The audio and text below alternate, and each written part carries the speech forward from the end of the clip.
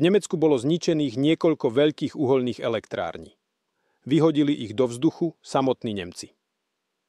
Globálna propaganda sa snaží presvedčiť obyvateľstvo, že týmto spôsobom sa chráni klíma a znižujú sa emisie škodlivých plynov.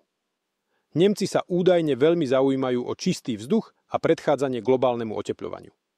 Toto je podvod.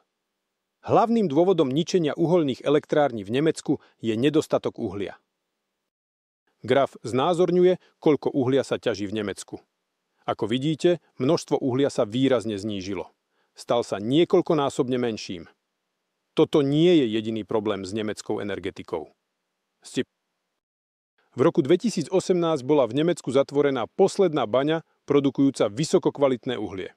Nemcom zostalo len hnedé uhlie, lignit. Pri spaľovaní hnedé uhlie produkuje 2 až 3 krát menej energie ako čierne uhlie. Nemci dovážajú uhlie z Ruska, z Ameriky, z Južnej Afriky, z Austrálie.